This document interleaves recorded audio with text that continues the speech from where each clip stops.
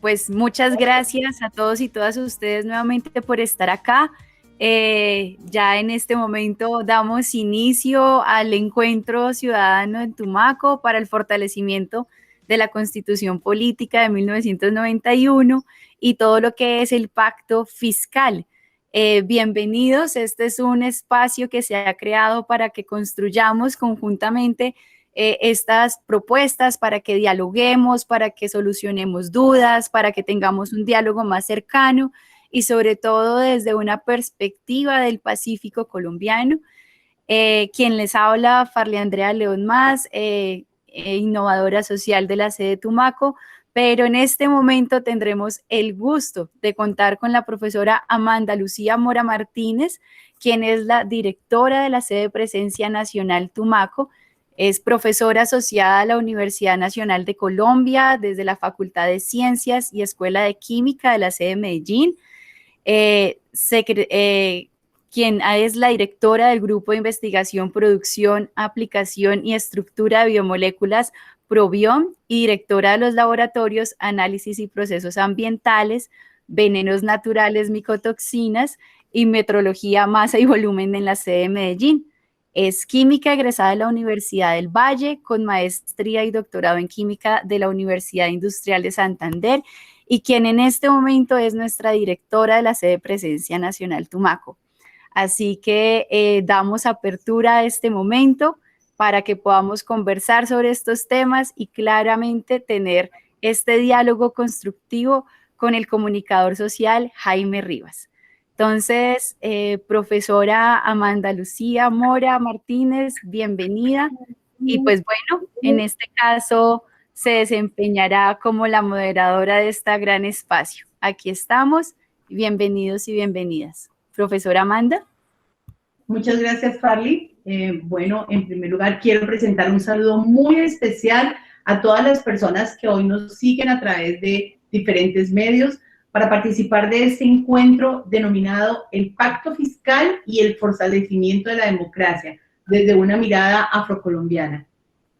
Este es el primero de una serie de encuentros de diálogo organizados por la sede de Presencia Nacional Tumaco en el marco de la iniciativa Convergencia por Colombia, de la Universidad Nacional de Colombia. Es una iniciativa liderada por nuestra rectora, la doctora Dolly Montoya Castaño, a través del Instituto de Liderazgo Público de la Universidad y las diferentes sedes de la Universidad Nacional de Colombia. En esta oportunidad estamos con la sede de Presencia Nacional Tumaco, y bueno, esta es una apuesta muy interesante, pero además de gran coconstrucción. Es una apuesta que promueve la participación de diferentes actores, comunidades e instituciones, invitándoles a la construcción de propuestas y soluciones frente a 9 temas de gran importancia para nuestro país en esta situación coyuntural que atravesamos. Hoy vamos a tratar 2 temas: el Pacto Fiscal por el Desarrollo Económico y Social Incluyente y el fortalecimiento de la democracia e implementación plena de la Constitución de 1991. Esta iniciativa de Convergencia Colombia además se articula con nuestro programa del Centro de Pensamiento en Asuntos Estratégicos del Litoral Pacífico Colombiano y con nuestra Cátedra Nacional Saberes, Riquezas, Problemáticas y Retos del Litoral Pacífico Colombiano, del Pacífico Colombiano.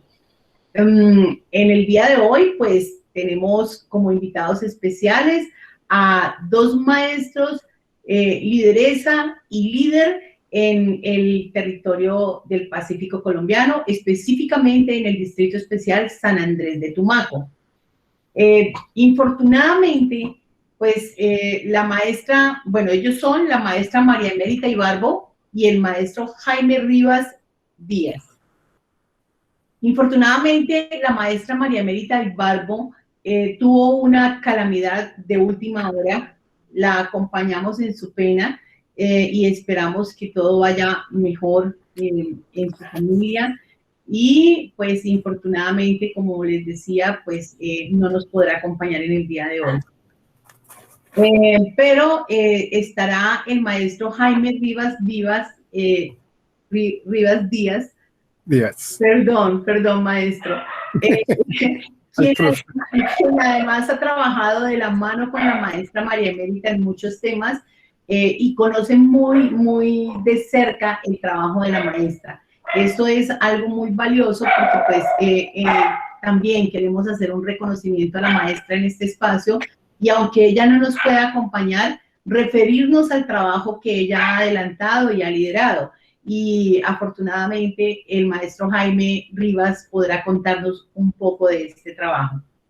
Bueno, yo en todo caso quiero contarles a ustedes quién es la maestra María Emérita. Ella es una lideresa en defensa del territorio y la vida, es teóloga, conciliadora en equidad, defensora de la memoria de sus ancestros a través del proceso de vida, relación, campo poblado. Actualmente es representante de la Asociación de Mujeres Líderes ASMUL y defensora de derechos humanos en Tumaco y de los derechos étnicos del municipio del Distrito Especial San Andrés de Tumaco. Participó también en el proceso de construcción de la Ley 70 del 93 con otros colectivos afrocolombianos.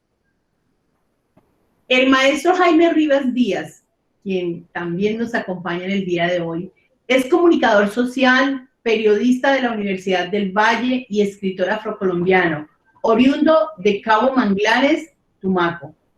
Ha escrito y publicado los libros de poesía afrocolombiana, El monólogo de Jacinto Yoruba y El coplero de Buena Vida.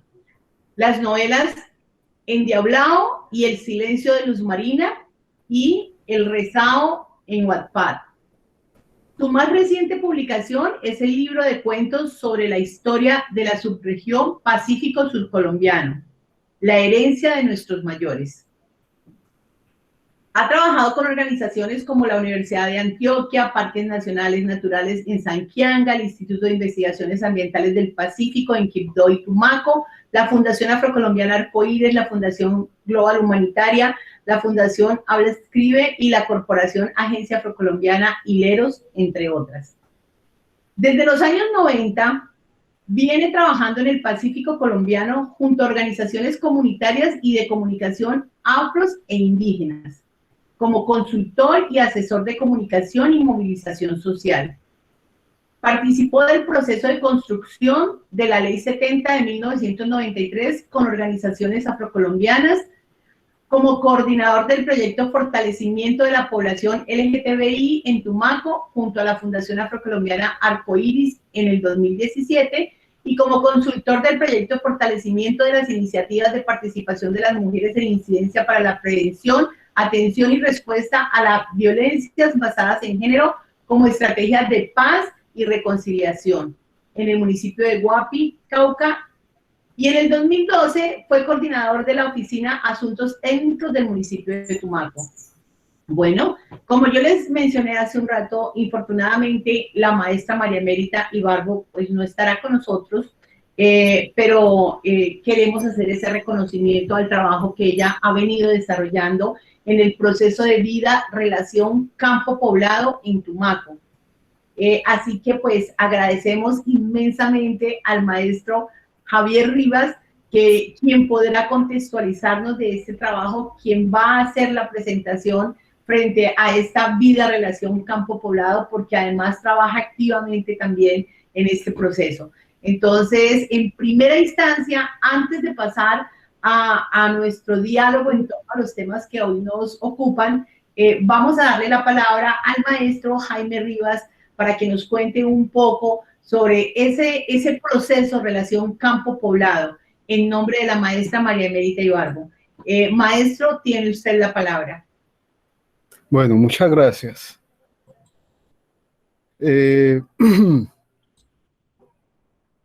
Para contextualizar un poco este trabajo que hacemos con Emérita y con las organizaciones étnicas de aquí de la subregión, es necesario contar un poquito de, no me voy a extender mucho, pero entonces sí precisar, ¿no? En la Constitución de 1993, pues ustedes saben, quedó el artículo 55 transitorio que abrió la puerta para hacer construir una ley que le reconociera a los colombianos, a los afrocolombianos del Pacífico, la propiedad de la tierra. Se decía que esos eran baldíos nacionales y que los estábamos ocupando allí, ¿cierto? Esa es la construcción de la Ley 70 que ordena ese artículo. Es uno de los procesos organizativos más interesantes que se han dado en la región. Dado que aglutinó una cantidad de líderes de toda la región, Chocó, Cauca, Nariño, Valle, que empezaron con sus mismos recursos, sus propios recursos, a construir esa ley. Emérita hizo parte de eso, creo que su compañero de vida también hizo parte de este proceso acá en Nariño. La ley 70, ese proceso llega pues hasta el 1993, que aparece la ley, y de ahí, a partir de la ley de 1993, aparece reglamentación. Y en el proceso de reglamentación se logran reglamentar algunos de los capítulos de la ley, unos que van a permitir, por ejemplo, las becas de comunidades para los jóvenes de comunidades negras, el tema de la consultiva nacional para el diálogo con el gobierno. Hay otros pero principalmente aparece el tema de la titulación colectiva de los territorios ancestrales afrocolombianos. Y ese es como el último de los capítulos que se reglamenta, porque eso coincidió con un cambio de gobierno. Llega el gobierno de Uribe, y entonces se detiene ese proceso. La reglamentación llegó como hasta la mitad de los capítulos, quedaron faltando como 4 o 5 de ellos, ahora no tengo presente, pero el principal y el más estratégico para las comunidades negras es que se pudo tener el respaldo de la ley para titular las tierras colectivas, los consejos comunitarios. Se habla entre más de 5 millones de hectáreas en la región que pudieron ser titulados de manera colectiva. En Tumaco hablamos de casi 17 consejos comunitarios que ocupan un poco más del 60% del territorio distrital. Eso fue muy importante, y quizás por eso, porque ese proceso estaba pisando intereses estratégicos de esa economía colonial que se hace en esta región. Se disparó en los años, a comienzo de la década del 2000, la llegada de los paramilitares, que se dice que vinieron a pelear con las FARC, a sacar a las FARC, pero bueno, entre la lucha contra la FARC empezaron por asesinar a los líderes y lideresas de ese proceso que estaba adelantando la titulación colectiva. Entonces, en ese proceso de amenazas y de asesinatos, algunas personas, en parte, digamos, el grueso de los líderes, les tocó salir de la región antes que los asesinaran. Una de las personas que se quedó en el territorio fue Emérita. Emérita se quedó en el territorio y continuó trabajando en eso que hemos llamado el proceso de vida campo poblado. Pero ¿por qué es importante la ley 70? ¿Por qué fue tan importante? Eso lo vamos a plantear más adelante. Y tiene que ver con el sentido de pueblo afro de esta subregión. Esta subregión construyó una cultura que puede considerarse americana. Nosotros somos afrocolombianos, pero esta es una cultura nueva, es una sociedad nueva que cogió un poquito de los españoles, cogió algo más de los indígenas y construyó una sociedad diferente, como hay muchas otras sociedades diferentes en la diversidad poblacional que tiene nuestro país. Ese proceso de construcción pues se ha hecho sobre la base de la resistencia. Aquí, por ejemplo, en los años 50 hubo una ley en el país que cogió y volvió todo ese territorio reserva forestal y desconoció el derecho que nuestras familias afrocolombianas teníamos ya de ocupación en esos territorios. Por eso la ley habla, el artículo transitorio 55 habla de baldíos nacionales, porque pues nuestra cultura, nuestra tradición oral y nuestros niveles de alfabetización permiten que nosotros hagamos acuerdo de palabra, ¿no?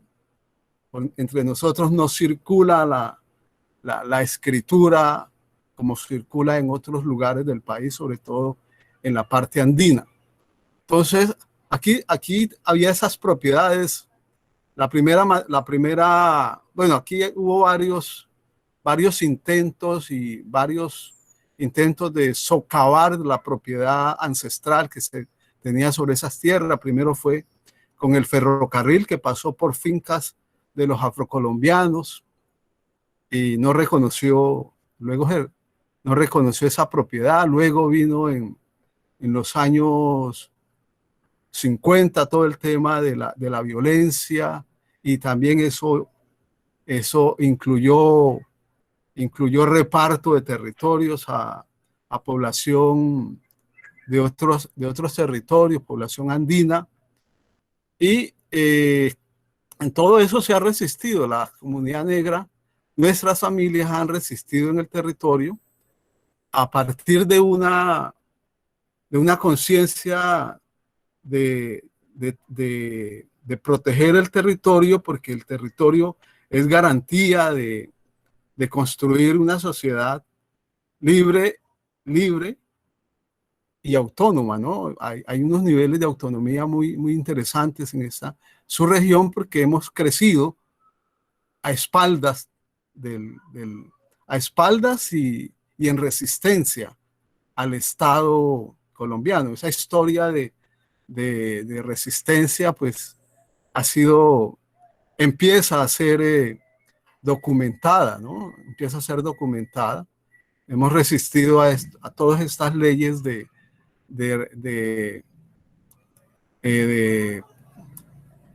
apropiación del territorio ya ocupado, y luego hemos padecido los proyectos y programas de desarrollo que en el convencimiento de que somos unas comunidades muy pobres y casi que sin cultura, han venido a imponer, digamos, el modelo neoliberal de la economía en la región.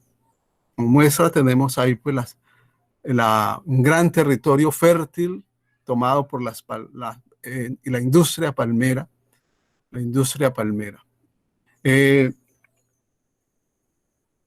Allí, con el tema de la ley 70, pues nace el PCN, que es el proceso de comunidades negras, y en la ley queda reconocido ese proceso de vida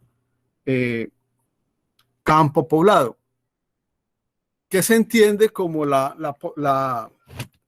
como la relación que hay entre la población rural de los ríos y los esteros y las playas las familias que están en esos ríos y playas con las familias que estamos en la zona urbana. Y lo que entendemos y defendemos es que nuestra cultura tiene hay unas conexiones culturales entre lo rural y lo urbano, a pesar de que la ciudad de Tumaco pues ha tenido una historia de urbanización y de modernización.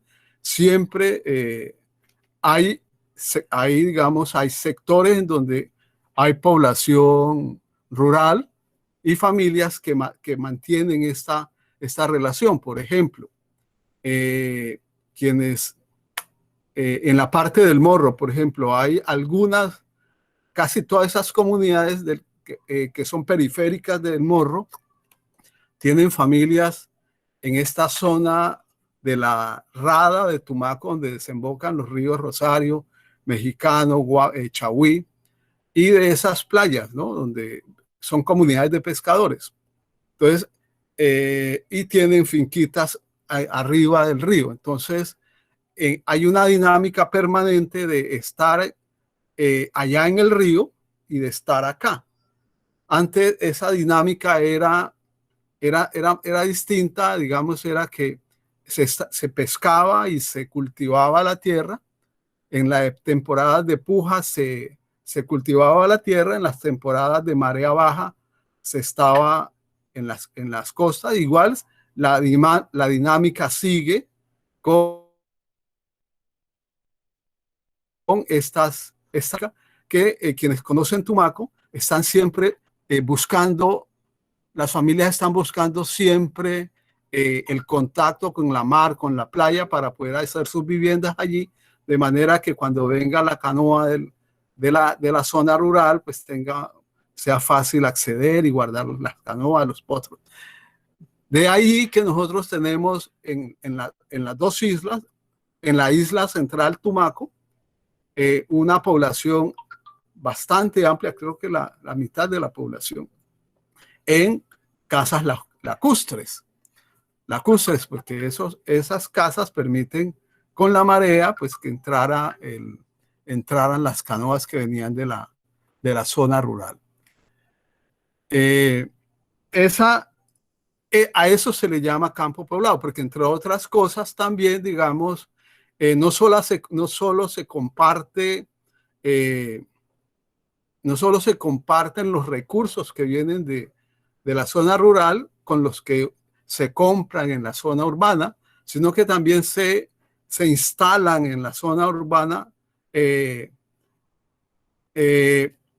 vecindarios con las mismas dinámicas culturales que en los ríos. Entonces, eso también es muy fácil de verificar si uno, digamos, conoce las poblaciones de los ríos y se ubica, por ejemplo, en lo que se llama en Tumaco la playa, en la isla de la playa, en la isla del Bajito, y uno le da un recorrido. Son vecindarios muy similares a los que se tienen en la zona rural. Entonces hay una conexión permanente entre lo rural y lo urbano. A eso le llamamos, pero además digamos, de esa lógica de habitar el territorio, pues esa lógica está sustentada en toda una construcción cultural, histórica y social, ¿cierto? Entonces, en parte lo que ha liderado Emérita es el tema de la recuperación cultural. Más o menos a 20 años de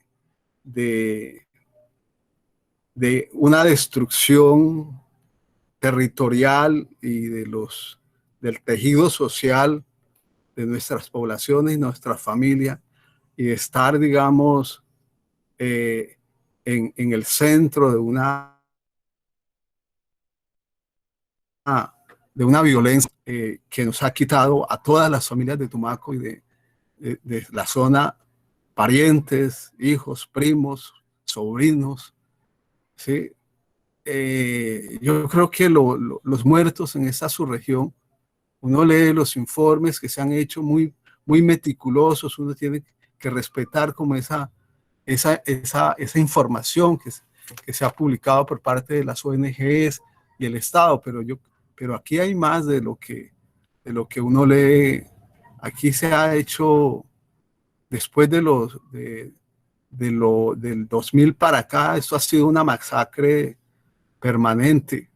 Entonces, y con el incremento pues de los cultivos de uso ilícitos los desplazamientos, los asesinatos, la presencia del narcotráfico y estos grupos ilegales, después de que se desmoviliza las FARC, nos quedan acá unos efectos muy tenaces porque ya es la generación que nació en el campo, que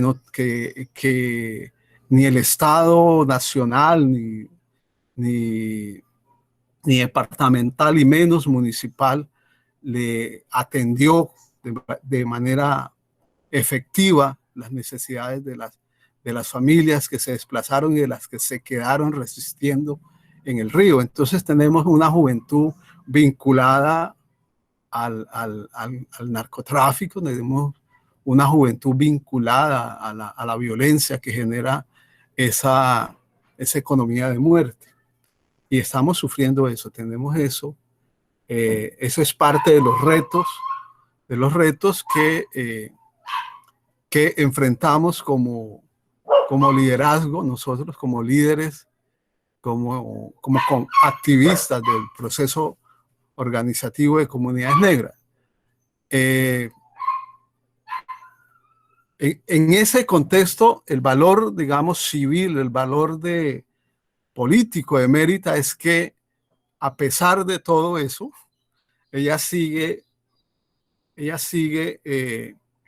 organizando a la población, organizando a las mujeres, pensando en cómo titulamos nuevas tierras y cómo sensibilizamos a la población juvenil especialmente para que no se pierda el legado cultural afrocolombiano. Y cuando hablamos del legado cultural afrocolombiano, no necesariamente estamos hablando solo de la danza y la música, que es lo que se ha hecho visible, porque pues eso tiene ahora mercado con la política de gobierno de la economía naranja, pues eso tiene mercado, pero no tiene mercado, por ejemplo, todo lo construido alrededor de nuestra medicina tradicional afro o nuestros sistemas productivos que permitieron el poblamiento y crecimiento de la población nuestra. Bien, entonces, en gran parte lo que ha hecho Emérita, y luego con mi apoyo, yo he estado en la región, pero vinculado al mismo proceso, pero no tan fuerte como los últimos 3 años. Y entonces lo que viene haciendo Emérita, y en ese caso yo soy como un apoyo técnico, porque pues, la formación profesional me permite hacer ese diálogo cultural con académicos y con la familia. Eso es importante. Nos decían me perdonan ahí, yo trabajé con un proyecto que se llamaba Gente Entintada y Parlante en los años 80 y 90 de la Universidad del Valle, que pretendía alfabetizar la región a través de imprentas y fortalecer escritores y fomentar la circulación de materiales impresos. Y allí nos formamos unos comunicadores sociales, populares, nos decían. Y el director de eso, que era Álvaro Pedrosa, nos decía, ustedes como comunicadores populares van a ser la generación ¿cómo es que era? De diplomáticos de la región, de diplomáticos. Ustedes los que tienen la obligación de poner a comunicar la región con el resto del país. Y creo que eso Eso me ha orientado en buena parte de mi vida. Yo he estado trabajando en toda la región, como lo dijo la profe. Y en este momento apoyando a Emérita, que además de hacer un trabajo de sensibilización alrededor del tema de la memoria histórica de los afrocolombianos en esta subregión, viene liderando la organización de varios grupos y organizaciones de mujeres, ¿cierto? Y con esas mujeres ha empezado a hacer cosas muy interesantes como recuperar el trueque. El trueque era la manera de intercambiar los productos en nuestros ríos, ¿cierto? Mi abuela salía de Caumanglares con en un potro lleno de pescado seco, arrobas de pescado seco, hacia el río, y iba intercambiando libras de pescado por gajos de plátano, por racimos de plátano, por pacas de caña, por frutas como aguacate, como frutas como rascadera, chilma, y volvía al otro día con una carga de productos. Y de la misma manera habían mireños, le decíamos mireños, parientes en la parte alta del río, tipo Imbilí, La Loma, hacia abajo venían desde allá, traían también sus productos y los intercambiaban por pescado seco, pescado ahumado o piangua, bueno, otros recursos ese sistema productivo se replicó en todos estos ríos y todavía existen algunos de los ríos. En algunos de los ríos todavía existe ese intercambio, ese trueque.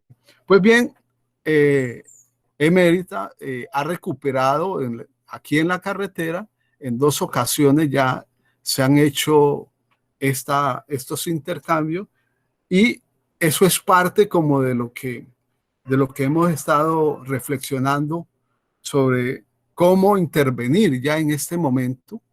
Nosotros tenemos 2 décadas de una influencia muy fuerte que ha cambiado a la población joven que está en la zona rural del municipio, del distrito, y incluso en la zona urbana, que no tiene acceso a la educación, porque aquí la cobertura educativa llega como al 60%, creo, lo máximo que ha llegado, y que tiene una educación mediocre porque sus profesores no tienen la formación académica suficiente y menos tienen, digamos, el compromiso para trabajar en las veredas.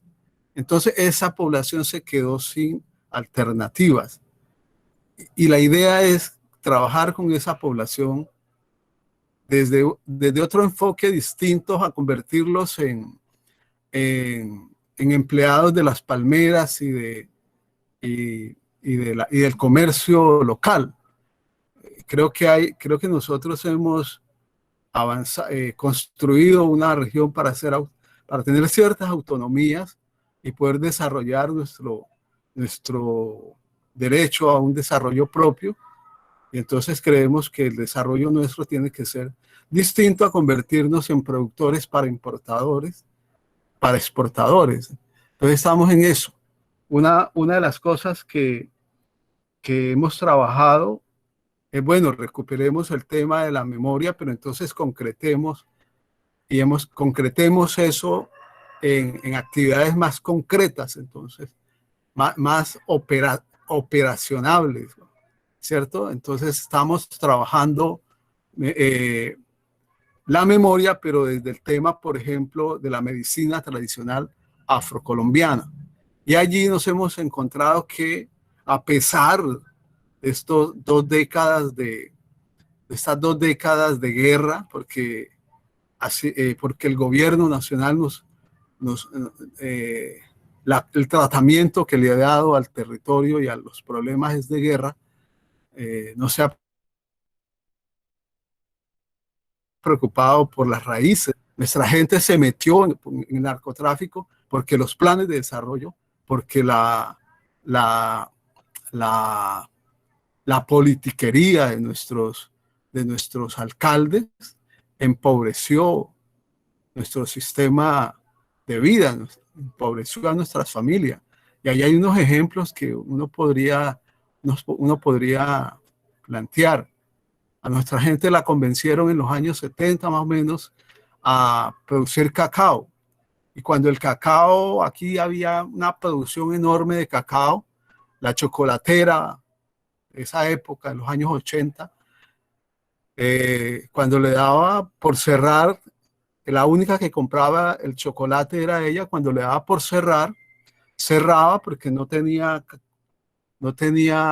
bueno, porque decía que bueno, cualquier cosa decía, cerraba, y a los cacauteros de nuestra zona, nuestros abuelos, tíos, que venían de los ríos a vender 10, 20 bultos de cacao, se demoraban 8, 15 días, y a los 15 días tenían que vender ese cacao a los ¿cómo se llaman? Los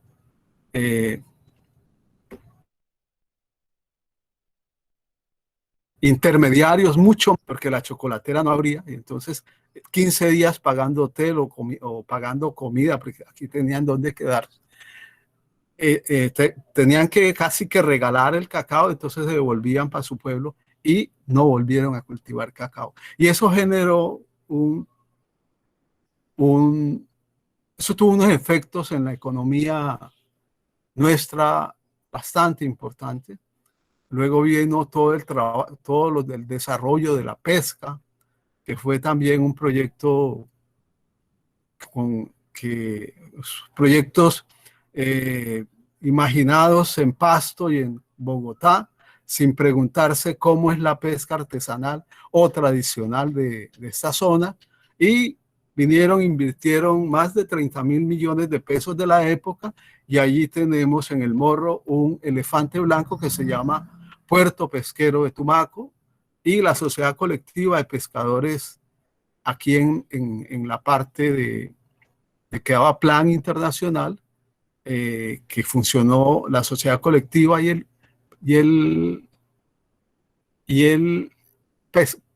¿cómo se llamaba ese programa de pesca que hubo en Colombia también?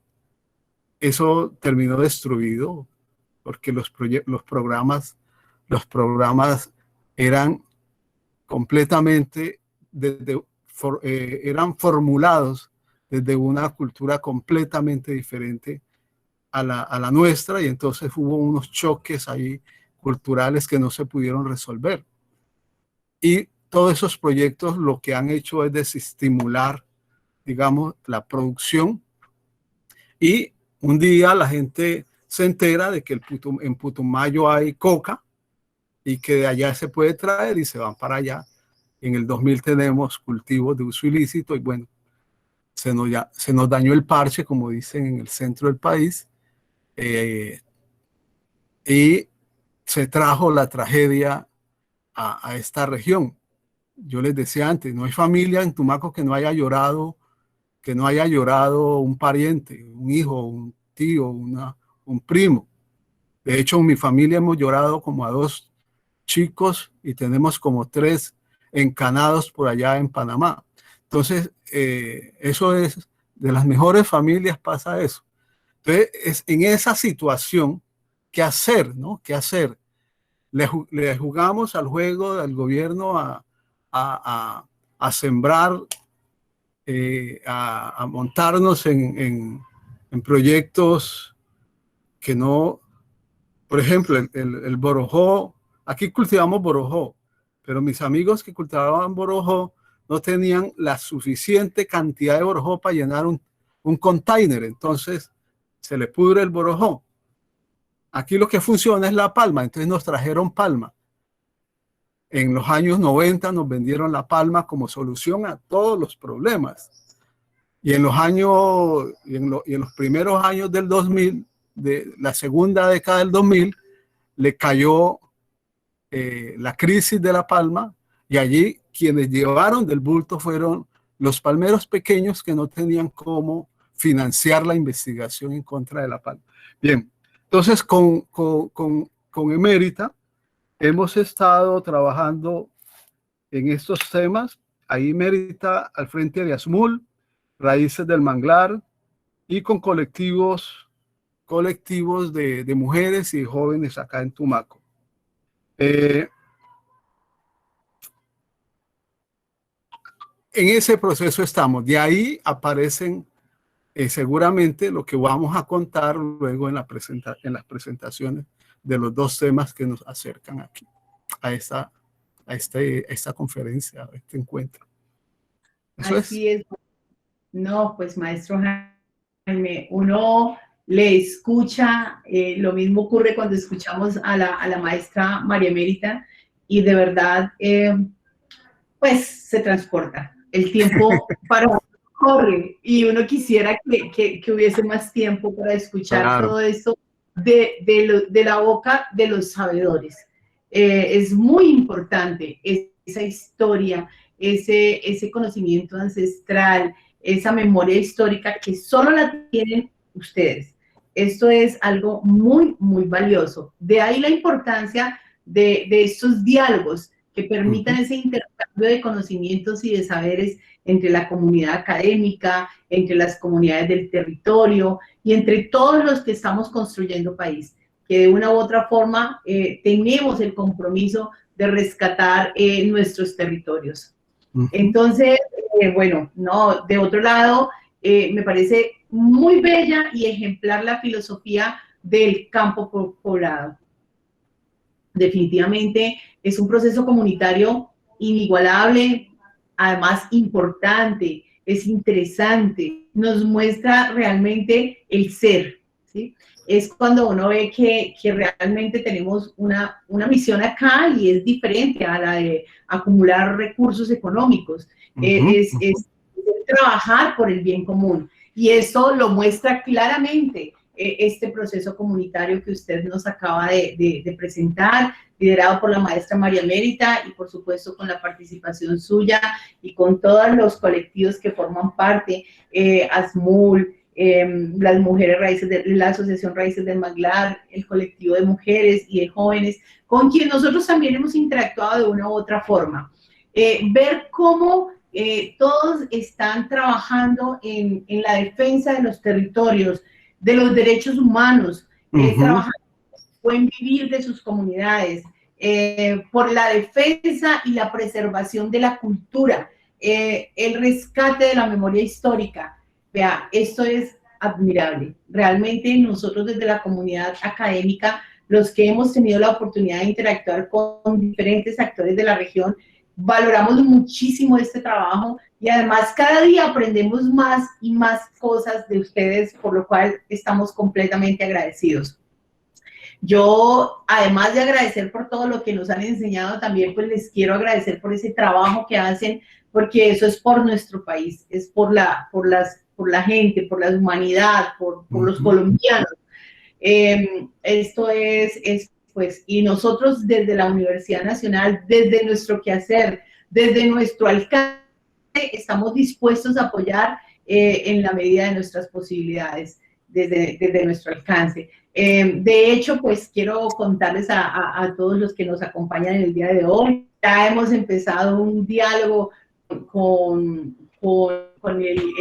las personas que lideran y que participan de este proceso, buscar estrategias conjuntas, plantear proyectos conjuntos que permitan atender esos retos de región que a la vez son retos de país y que realmente pues primordialmente son retos del país, ¿no?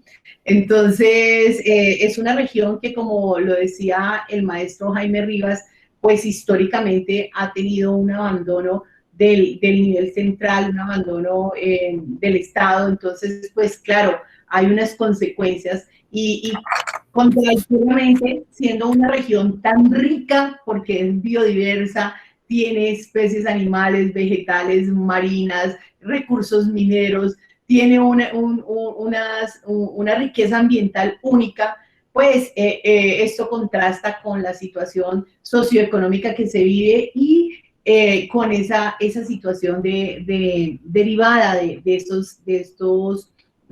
estas situaciones que se presentan con los negocios ilícitos.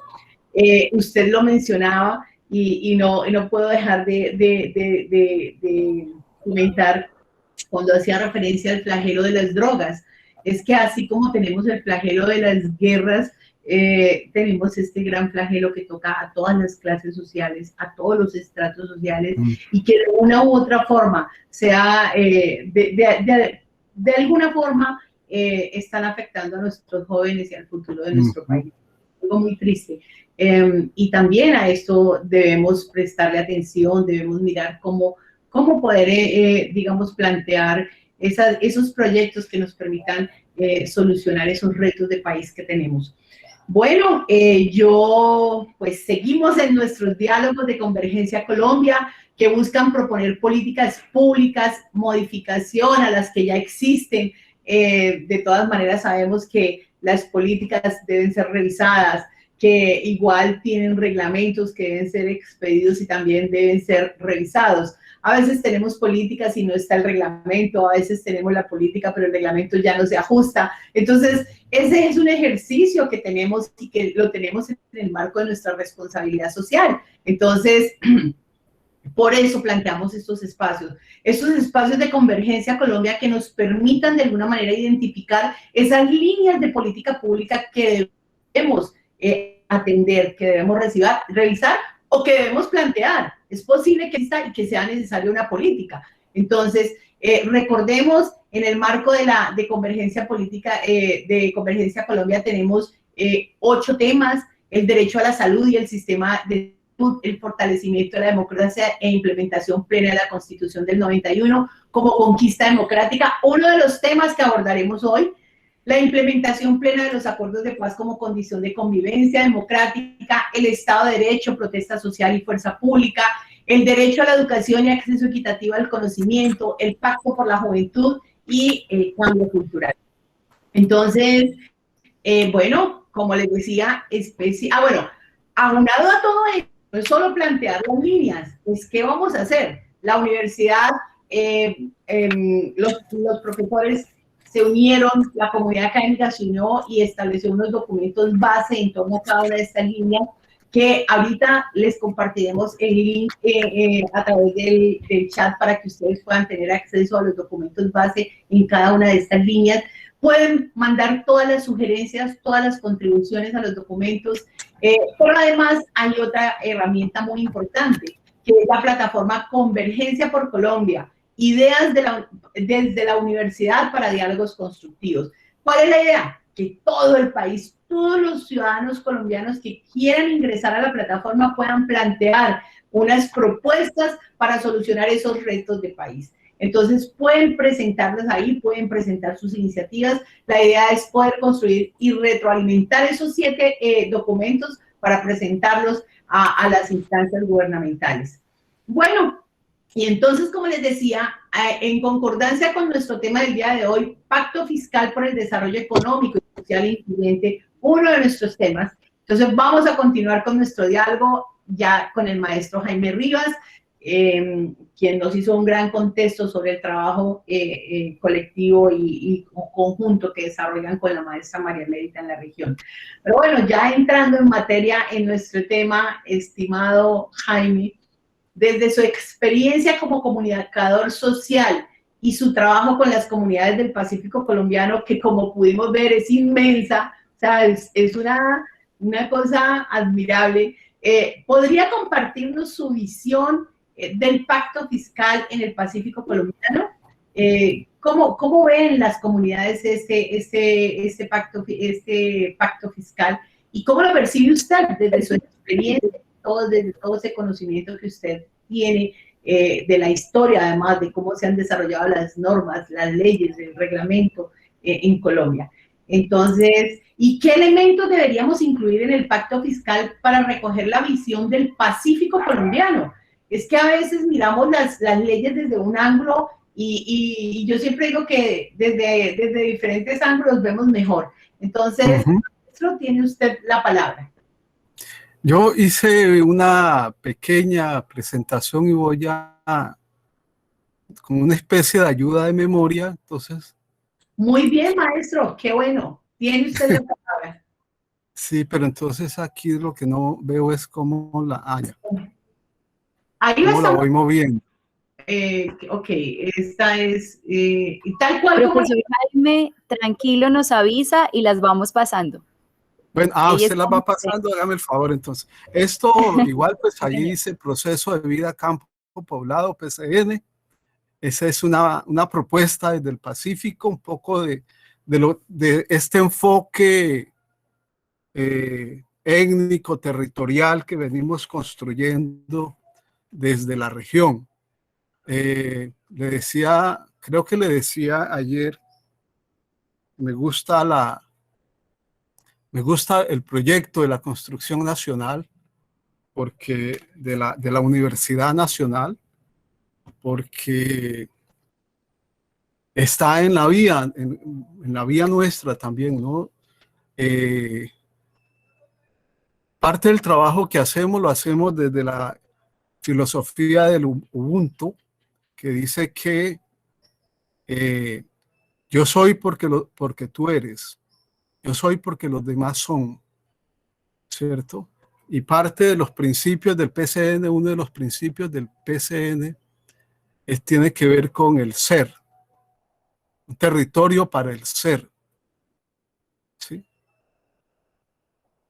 Tiene que ver con el derecho a ser. Y el derecho a ser es derecho a vivir, derecho a vivir, derecho a sentir, derecho a soñar, a pensar en una sociedad más humana, más donde podamos vivir todos sin tener que odiarnos y matarnos, ¿no? Que eso se ha vuelto, si uno estudia la historia de Colombia, como lo vamos a hacer más adelante, este es un país, bueno, con una historia que no solamente asombra, sino que duele. Profe, movamos las... Gracias. En el tema del Pacto Fiscal por el Desarrollo Económico y Social Incluyente, yo creo que ahí que esa parte es lo más importante, la inclusión, ¿sí? Poco a poco Colombia, después ha venido logrando niveles de inclusión importantes. El hecho de que los afrocolombianos tengamos una ley ha sido una ley que reconoce las tierras y que reconoce otros derechos para nuestras comunidades. Eso es importante, eso es parte de esa inclusión que debe tener esta sociedad nuestra, ¿cierto? Pero detengámonos un poquito en el tema. Nosotros vemos el pacto, sociedades, el pacto fiscal como algo que tiene doble vía, mejor, ¿cierto? El pago de impuestos requiere un pacto entre el Estado y los ciudadanos. El ciudadano paga impuestos para que el Estado lo proteja su propiedad e impulse su desarrollo. En el caso del Pacífico surcolombiano, el Estado ha estado ausente, no se reconoce su papel y autoridad, por lo tanto no hay ese pacto que obligue a pagar impuestos voluntariamente. ¿Cómo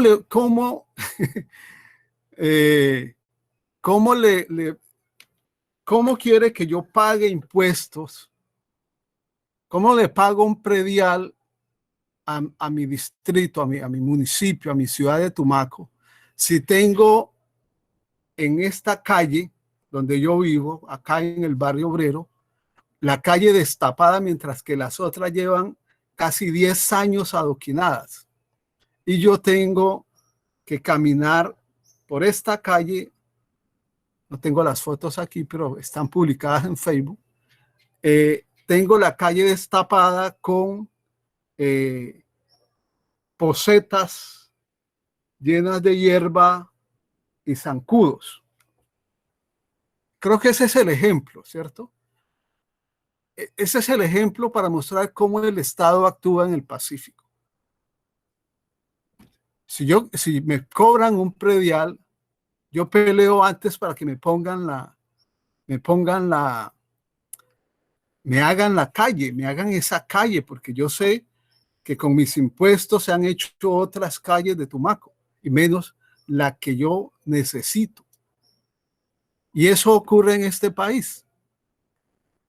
Nosotros vivimos en un país en el que el soberano, como dice la Constitución, pareciera que no fuera el pueblo, sino que la élite económica y política que se heredó la colonia y que tiene en su cabeza la idea de que viene de Europa y que es europea o que es norteamericana o que yo no sé. Pienso que de pronto piensa como Iván Duque, es que los recursos son suyos. Y cuando los jóvenes le dicen no, que tiene que invertir en universidad pública para todo el mundo. Hombre, un presidente que administra los recursos nacionales debería decir, no, sí, estos ciudadanos, estos jóvenes ciudadanos me están pidiendo, me están ordenando que invierta en eso que ellos necesitan. En cambio, Uribe y el gobierno Uribe en cabeza de Iván Duque retienen los recursos, los invierten en otras cosas y no le hacen caso a los jóvenes. Allí tuvimos 52 días de paro que se está poco a poco enfriando pues la presión, pero tuvimos unos días de lucha social muy fuerte en este país. Y si no hay un cambio en la gobernanza del país, este pacto social-Estado, sociedad-Estado, eso no se va a dar. Porque es claramente el gobierno uribista, es un gobierno en el que el Estado no negocia con la sociedad e impone sus intereses, los intereses de quienes están detrás del Estado, del gobierno, ¿cierto? Entonces, ese es un primer principio. Y creo que en Colombia eso no está ocurriendo. Y en la costa del Pacífico, peor.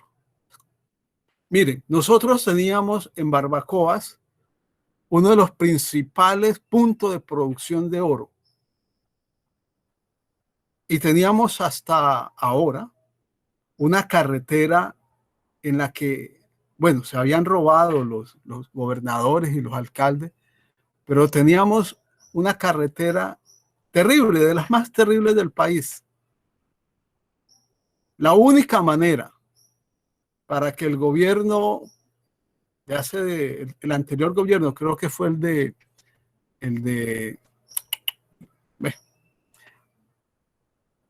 anterior gobierno, decidiera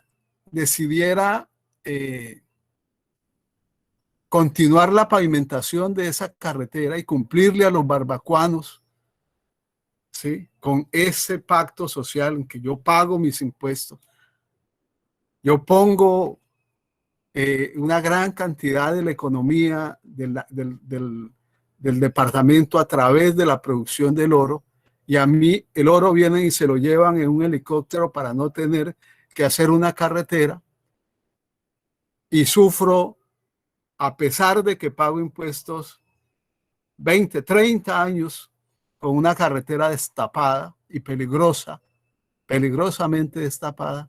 Entonces un día de hace unos 6, 7 años, unas mujeres dijeron, mire, aquí en este pueblo, las mujeres vamos a cruzar las piernas y no hay sexo para los maridos hasta que el gobierno no tome la decisión de terminar de construir la bendita carretera. Hicieron un paro sexual se llama, un paro de las piernas cruzadas de Barbacoa, con protagonismo de las mujeres.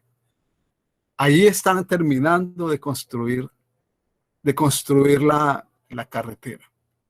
Y el paro de las piernas cruzadas es uno en la infinidad de paros que le ha tocado hacer a la población colombiana del Pacífico para que el Estado se acuerde de que el Chocó es el mayor productor de oro, que Buenaventura no solo es puerto, sino persona, población, comunidad negra, que Guapi, ¿sí?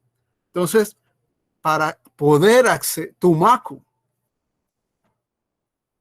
en Tumaco, la década de 1980, es una sucesión de paros y paros y paros y paros hasta el Tumacazo de 1988. ¿Qué pedíamos? Hombre, este es un puerto, un segundo puerto del país. Por aquí sale el petróleo que viene de Orito, Putumayo, y nosotros no tenemos energía eléctrica en esa época, no tenemos agua potable y menos tenemos una conexión pavimentada con pasto. ¿Qué tuvo que pasar? Movilizaciones desde los 81, 82, 83, 84, 85. En el 88 hubo una explosión social, como la hubo ahora en Cali, que se destruyó la alcaldía municipal, los bancos de Colombia y Popular, el edificio de bienestar familiar. Se destruyó la caja agraria y apedrearon la casa de Beto Escrucería y quemaron la alcaldía, el Tumacazo. ¿Cómo respondió el país, el Estado?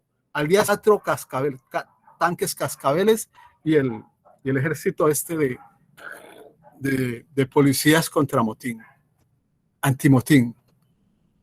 Pero ese estallido social trajo para 1990 se inicia la construcción de la vía pavimentada Pasto-Tumaco, se mejora la interconexión eléctrica de Tumaco y tenemos energía permanente y se empiezan a invertir recursos importantes en el acueducto, aunque esa es una meta que hemos perdido, llevamos perdiendo con ese proyecto casi 40 años y no hemos podido tener un acueducto con agua potable, ¿sí? Para dignificar la población de Tumaco.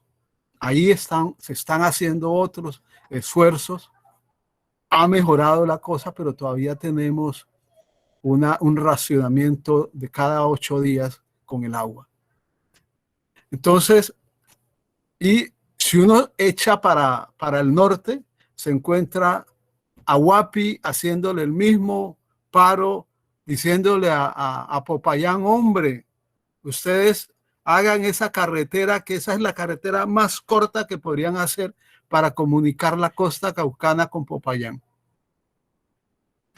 Un maestro de Guapi, para ir a firmar unos contratos en Popayán, tenía que subirse en un barco toda una noche hasta Buenaventura. De Buenaventura viajar 2 horas a Cali y de Cali viajar otras 2 horas a Palmira.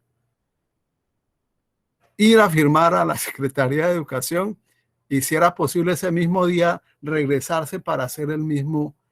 Ahora lo hace en avión hasta Cali. Y Popayán no ha sido capaz de hacer una carretera para Guapi. ¿Cómo espera que Guapi cumpla ese compromiso de registrar sus negocios y pagar impuestos? Igual todos los ciudadanos pagamos impuestos, así no querramos, ¿cierto? Entre 15,000 y 17,000 pesos mensuales cada ciudadano paga solo por el tema de comer diariamente. Pero si tenemos autos, pues pagamos por eso, pagamos por gasolina. Y si tenemos casas, pues en las ciudades más grandes pagamos predial. En el caso del Pacífico, para que el Estado pueda incidir, pueda construir, pueda responder a las responsabilidades que le competen, que constitucionalmente le ordena, se le ordena el pueblo a través de la Constitución, hay que hacer paros. Ahí está Buenaventura, un paro de como 15 días también, y eso no lo han resuelto. Este gobierno tampoco le va a cumplir a Buenaventura. En Chocó, en Chocó dicen, lo que tiene Chocó le ha costado sangre. Y lo dice, y lo cierto, y eso es cierto, en cada paro le han matado a una persona. Al último que le mataron fue en ese paro para que construyeran el puente de, ¿cómo se llama ese lugar? Que está muy cerca a Quibdó. Entonces, estamos en un país donde el Estado le gambetea el derecho a las personas. Entonces, eso hace que efectivamente, pues, haya un problema serio con la recuperación de cartera, como dicen. Pero además de todo eso, todo este tema, pues, de lo fiscal, ¿cierto? De cómo cumplimos ese pacto de la sociedad. Hay un tema sobre la cultura de la corrupción política que incide fuertemente en lo que recupera el Estado, que se supone que es poco para la población que hay, pero, por ejemplo, miren, yo tengo unos datos aquí en el 2020 el gobierno nacional recaudó 146 billones de pesos, pero de esos la corrupción se lleva el 17%. Eso seguramente le pasa a Tumaco igual, aunque aquí, digamos, las investigaciones no prosperan, pero aquí el alcalde anterior, por ejemplo, dijo que que se había metido, ¿cómo es? Uno de esos piratas digitales, y le habían hackeado la cuenta del banco. Entonces se perdió la plata y aquí no pasa nada. Entonces, mire el mensaje que el Estado le da a la sociedad y luego le pide que responda a la sociedad por los servicios. No, esto es un negocio de parte y parte. Usted aporta y yo aporto, ¿cierto? Sin embargo, obviamente uno tiene que entender la realidad de Colombia. Y la realidad de Colombia es que el Estado, pues, hace parte. El Estado es un botín político de las élites y que los recursos que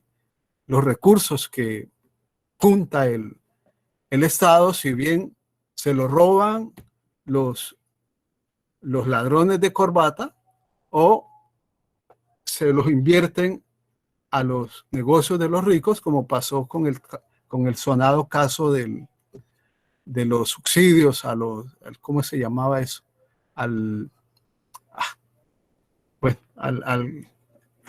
Esa cosa que hizo Uribito. Qué pena expresarme así, pero a veces la memoria no me ayuda mucho. En el caso del Pacífico colombiano, entonces, hay otros problemas se le aporta a eso, que se le une. Además, pues, de esa desconfianza con el Estado, hacia el Estado y hacia los políticos. Por eso aquí se venden los votos, no se vota responsablemente. Y es que el Pacífico, pues, es una región donde la tradición oral es muy fuerte. Pues ya me están escuchando. Yo no explico, sino que cuento historias. Entonces, una cultura tradicionalmente oral, sus negocios son en la mayoría, informales. informales. Usted por Guapi, por Barbacoas, las casas, no hay cámaras de comercio, no hay esas cosas, no hay cómo recuperar impuestos, ¿no? Y ocurre fenómenos como en el Chocó, donde se dice que hay una inversión que la inversión que hace el Estado en el Chocó, pues de los impuestos, el gobierno recupera el 10%. Eso es irrisorio. Además, pues el tema de los pocos impuestos que pagan los pocos ciudadanos de estos pueblos, con el tema de la gasolina, con el tema de los negocios, pocos negocios, los negocios registrados, pues esos impuestos que hacen parte de los recursos propios de los municipios, pues nuestros alcaldes y a veces nuestros gobernadores los ponen en la cartera personal y se pierden. Aquí hay, la subregión del Pacífico colombiano tiene el departamento de Nariño, la gobernación de Pasto, tiene una deuda histórica con estos municipios, en donde pero rara vez, un gobernador pone unos pesitos en estos municipios, ya porque tiene unos amigos políticos acá, pero en general la retribución a los tampoco muchos, pero impuestos que salen de acá de Tumaco, pues tampoco se retribuye en obras, recursos para educación, recursos para mejorar las condiciones de infraestructura. Buena parte de lo que se ha hecho acá en infraestructura vienen de planes como los planes Pacífico, que han hecho alguna infraestructura y de movimientos sociales como el Tumacazo, que permitió, por ejemplo, construir la carretera y poner... hay algunos elementos, digamos, de inversiones, pero en gran parte los dineros locales se pierden, ¿cierto? Eso pues desestimula cualquier iniciativa ciudadana para contribuir con sus impuestos, ¿cierto?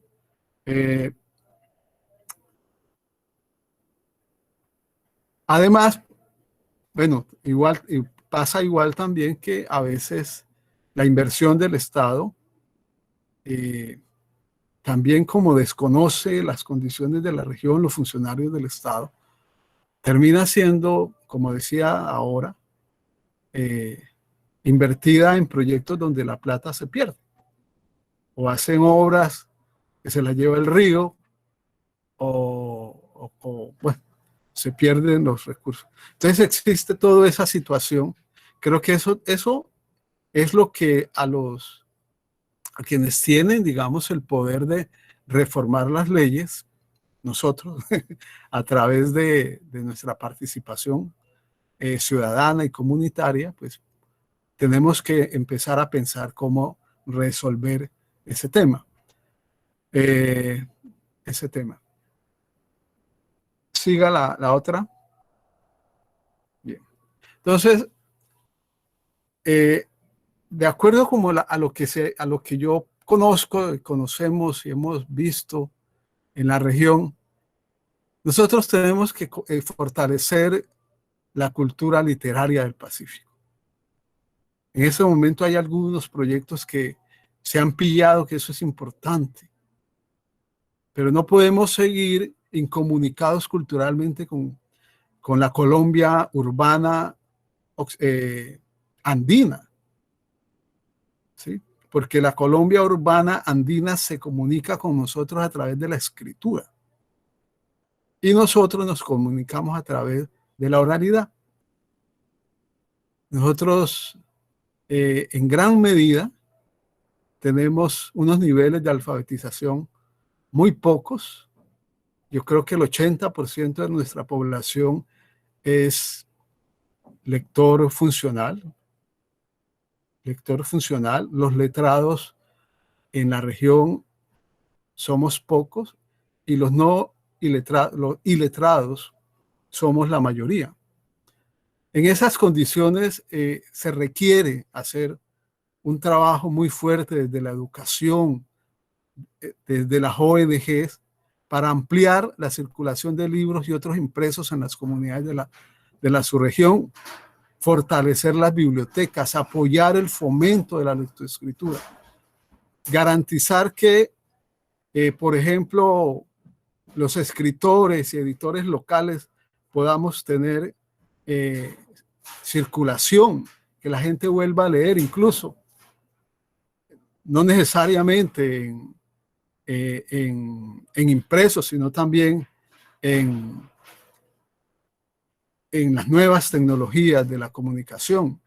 Por ejemplo, el último libro que escribimos el año pasado, que dirigió la diócesis de Tumaco y la Casa de la Memoria con recursos de la Comisión de la Verdad, se está distribuyendo en impresos, pero también lo estamos distribuyendo por el WhatsApp, lo estamos distribuyendo por el correo electrónico.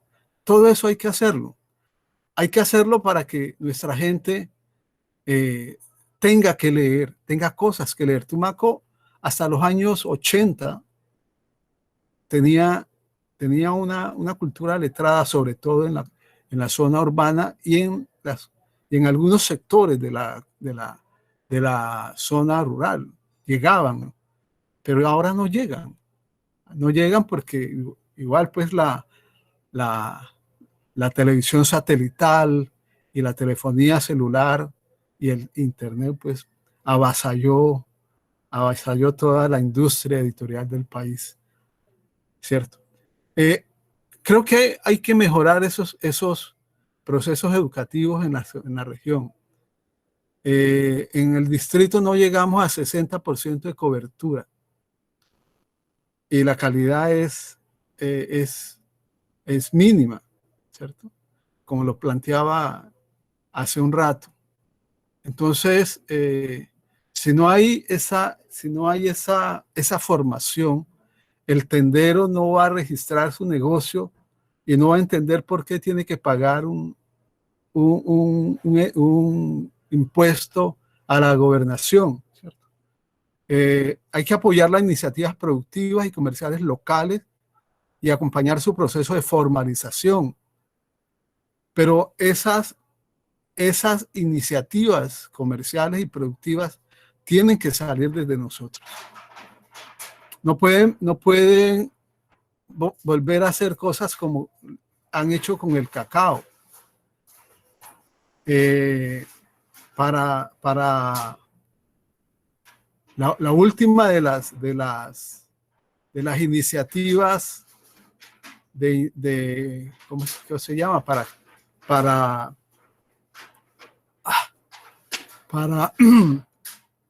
Para sustituir la coca en Tumaco, fue una propuesta de cacao y volvimos a sembrar cacao. Nuestras familias volvieron a sembrar cacao. Cuando empezaron a sembrar cacao, el precio estaba como en 7,000 pesos, 7, 8,000 pesos. Cuando la gente cuando los cultivos empezaron a dar cacao, la Luker, que es la que compra el cacao acá, comunicó que los precios internacionales del cacao se habían caído y entonces solo podía comprar como en 4,000 pesos el kilo. Por Dios, eso es dar risa, ¿no? ¿Cierto? Entonces, hay que trabajar con las propuestas de la gente, fortalecer las iniciativas de los consejos comunitarios, de las mujeres. Nosotros andamos proponiendo, entre las cosas que hemos hecho con ASMUL andamos proponiendo recuperar las técnicas de tejido y producir canastas de rampira, que son canastas que duran 6 meses y se dañan y las podemos tirar a la basura, pero eso no contamina. Eso es alternativo a esas cajas y bolsas de plástico que nos traen los grandes negocios de acá de Tumaco, que uno las usa y las tira y claro, tenemos acá el morro lleno de bolsas plásticas, tenemos aquí la playa de Salahonda con una playa llena de basuras de icopor, bolsas plásticas. Hombre, si cambiamos y recuperamos esos negocios de la gente que los hacía a partir de los recursos del medio, seguramente vamos a tener una economía, no vamos a tener una economía muy próspera, pero tendríamos una economía sostenible que le permita a nuestra gente tener ingresos dignos, justos, lícitos, ¿cierto? Y poder aportar algo en los impuestos que es necesario para que el Estado pues, nos construya las obras. Nosotros tenemos la vía pavimentada, pero no tenemos obras. Tenemos unas obras de unas carreteras vecinales, pero son carreteras destapadas. Entonces, en este momento están todas inundadas por la lluvia de este año. Por el otro lado, hay que fortalecer la ciudadanía. Creo que la Constitución del 91 hizo mérito en eso. Nosotros, todos los colombianos somos ciudadanos de este país. El gobierno debe tratarnos como ciudadanos. Bueno, ya vemos que Uribe e Iván Duque no nos trata como ciudadanos, pero digamos, ese es el deber ser, y a eso es que debe la sociedad, toda la sociedad colombiana, pues aspirar a que el Estado nos trate como ciudadanos. Y en el caso nuestro, como ciudadanos étnicos, que nosotros somos afrocolombianos y tiene que entender el Estado colombiano que administra una sociedad multicultural y pluriétnica, que no puede hacer educación como la piensa la ministra, que la educación es en Colombia, es en Bogotá, todo el modelo de Bogotá de la educación es así mismo en todo el país, en Amazonas, en el Pacífico, ¿no?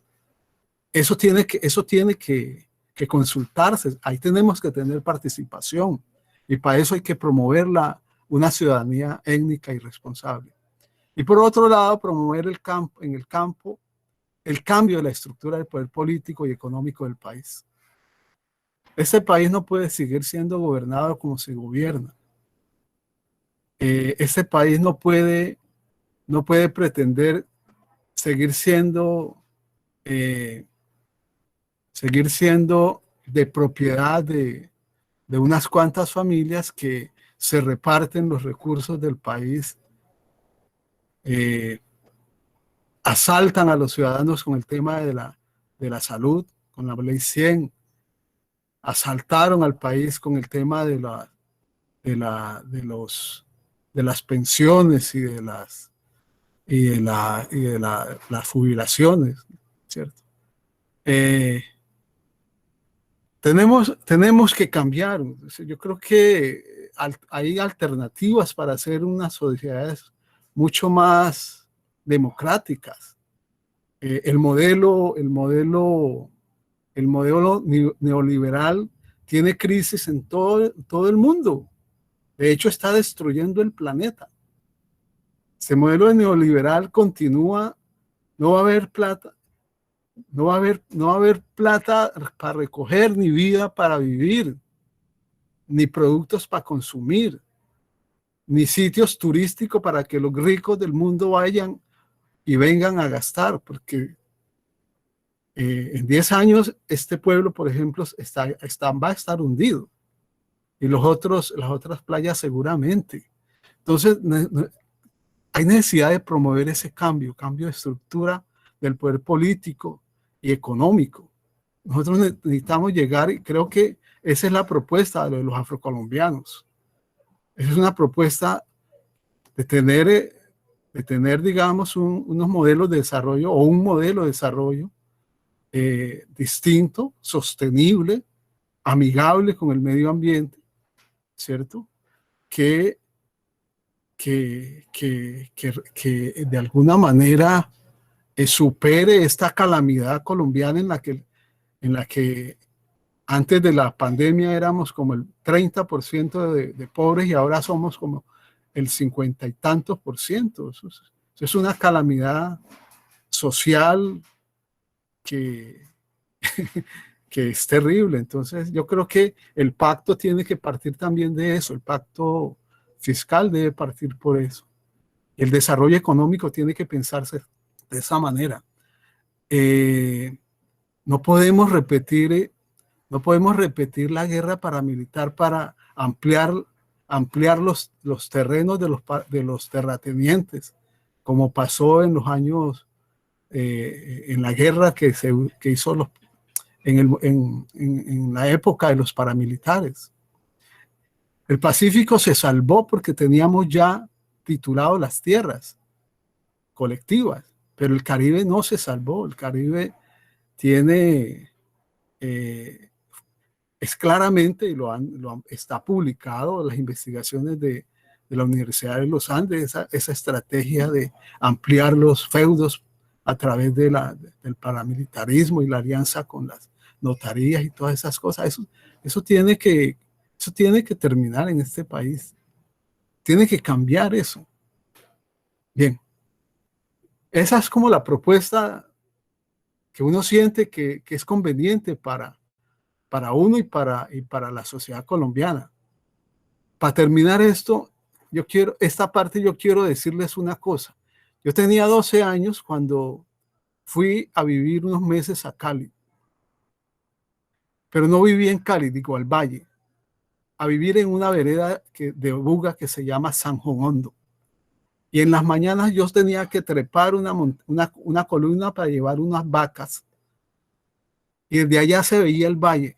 Y ese valle que yo veía desde allá era multicolor, porque allá había millo, habían distintos cultivos. ¿Sí? Ahora el año pasado que estuve en Quibdó y pasé por ese valle es pura caña. Ese es un monocultivo y la CBC muestra un comercial sobre el valle mostrando imágenes del Pacífico, del Valle del Pacífico y obviamente pues no muestra la tragedia de ese valle que se convirtió en el Valle de la Caña. En el segundo punto, pues pasemos al segundo punto, que es que yo fui criado por cuenteros tradicionales, entonces se me vuelve un cuento todo esto. Sí, maestro, bueno, si ya terminamos con esta primera parte, no, pues muy, muy interesante todo lo que usted nos acaba de plantear.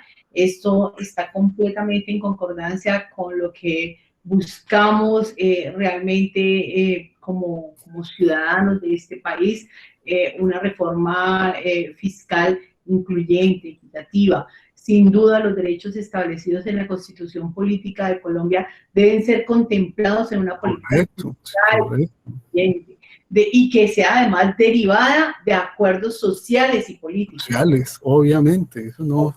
Sí, exactamente, en la que especialmente se reconozcan los derechos de las comunidades en estado de mayor vulnerabilidad, que además contradictoriamente viven en zonas que son de inmensa riqueza. Mencionaba usted, por ejemplo, la riqueza mineral del Chocó, que además de ser sustento para muchas familias, pues es una de las mayores fuentes de regalías de nuestro país.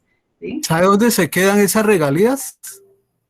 Se quedan en Antioquia porque como la gran empresa minera no es quibdoseña, no es chocuana, la producción minera se registra en Antioquia. Imagínate. Los chocuanos no. Yo tenía esa impresión también. Es que usted como son tan pobres, si tienen aquí todo ese recurso minero, calladito Jaime, eso se va para Antioquia. Así es la cosa, profesora. Aquí esto es... Da como, Sí, sí, como sí, que eso. uno como que siente tristeza, impotencia, pero bueno, No, seguramente, ahí que estamos peleando y exactamente. mientras tengamos como, hay que trabajar en eso, hay que seguir trabajando. Claro que sí. Usted mencionó otro aspecto que me parece, pues que obviamente es supremamente importante y no hay que reforzarlo, y es el tema de la educación. Sin lugar a dudas, uno de los desafíos más grandes a los que se enfrenta el Pacífico colombiano y con ello el gobierno colombiano y las universidades de nuestro país, pues no son pocos, pero tal vez el reto más grande está encaminado a cerrar esa brecha en educación que históricamente ha existido en la región. O sea, debemos apuntar a fortalecer esa educación. Necesitamos profesionales que sean capaces de identificar esas problemáticas y retos de su región, abordar la gran riqueza natural que poseen, esa riqueza que es inigualable, pero abordarla de manera sustentable. Y hay algo muy importante que usted también hizo referencia, y es cuando no trabajamos con cadenas de valor. Entonces no podemos llegar con iniciativas productivas si no contemplamos esas cadenas de valor que llevan hasta la comercialización, incluso internacional. Promover, estos profesionales también deben tener la competencia para promover esa creación de empresas sustentables, que potencien su región, pero también valorar esa riqueza cultural y ancestral que también es inigualable.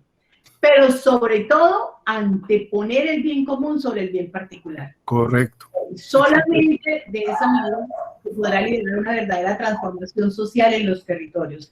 Entonces, eso lo hemos entendido así, y nosotros por eso, entre nuestros fines misionales en la Universidad Nacional y en la sede de Tumaco, trabajamos en ese sentido, en la formación integral de nuestros profesionales.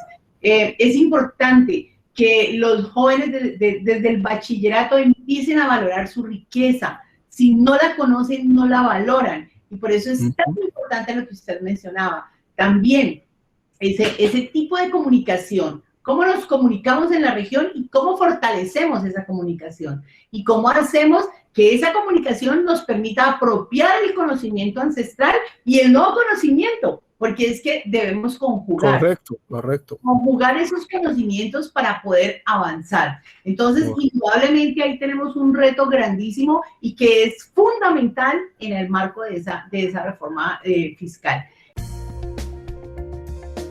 Universidad Nacional de Colombia, proyecto cultural, científico y colectivo de nación.